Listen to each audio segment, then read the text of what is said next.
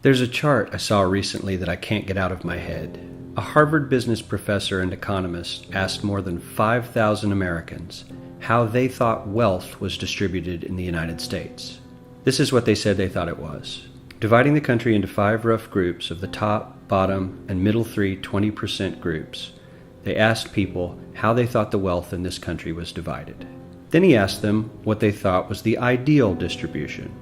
And 92%, that's at least 9 out of 10 of them, said it should be more like this. In other words, more equitable than they think it is. Now that fact is telling, admittedly, the notion that most Americans know that the system is already skewed unfairly. But what's most interesting to me is the reality compared to our perception. The ideal is as far removed from our perception of reality as the actual distribution is from what we think exists in this country. So ignore the ideal for a moment. Here's what we think it is again. And here is the actual distribution. Shockingly skewed. Not only do the bottom 20% and the next 20%, the bottom 40% of Americans barely have any of the wealth. I mean, it's hard to even see them on the chart. But the top 1% has more of the country's wealth than 9 out of 10 Americans believe the entire top 20% should have. Mind-blowing. But let's look at it another way, because I find this chart kind of difficult to wrap my head around. Instead, let's reduce the 311 million Americans to just a representative 100 people. Make it simple. Here they are: teachers, coaches, firefighters, construction workers, engineers, doctors, lawyers, some investment bankers, a CEO, maybe a celebrity or two. Now let's line them up according to their wealth. Poorest people on the left, wealthiest on the right, just a steady row of folks based on their net worth. We'll color code them like we did before based on which 20% quintile they fall into. Now let's reduce the total wealth of the United States, which was roughly $54 trillion in 2009, to this symbolic pile of cash. And let's distribute it among our 100 Americans. Well, here's socialism, all the wealth of the country distributed equally.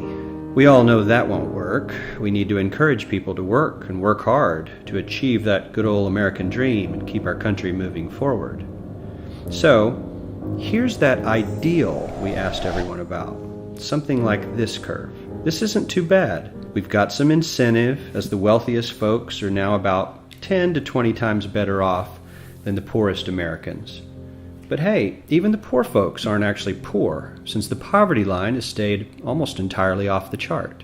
We have a super healthy middle class with a smooth transition into wealth. And yes, Republicans and Democrats alike chose this curve.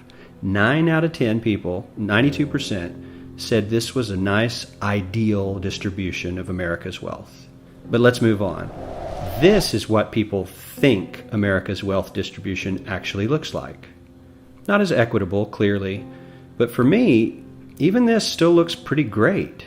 Yes, the poorest 20 to 30% are starting to suffer quite a lot compared to the ideal, and the middle class is certainly struggling more than they were, while the rich and wealthy are making roughly 100 times that of the poorest Americans and about 10 times that of the still healthy middle class. Sadly, this isn't even close to the reality. Here is the actual distribution of wealth in America. The poorest Americans don't even register. They're down to pocket change, and the middle class is barely distinguishable from the poor. In fact, even the rich between the top 10 and 20 percentile are worse off. Only the top 10% are better off. And how much better off? So much better off that the top 2 to 5% are actually off the chart at this scale.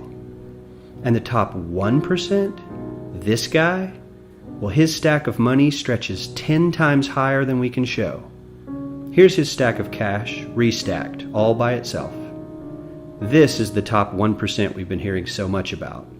So much green in his pockets that I have to give him a whole new column of his own, because he won't fit on my chart. 1% of America has 40% of all the nation's wealth. The bottom 80%, 8 out of every 10 people, or 80 out of these 100, only has 7% between them. And this has only gotten worse in the last 20 to 30 years. While the richest 1% take home almost a quarter of the national income today, in 1976 they took home only 9%, meaning their share of income has nearly tripled in the last 30 years. The top 1% own half the country's stocks, bonds, and mutual funds. The bottom 50% of Americans own only 0.5% of these investments, which means they aren't investing. They're just scraping by.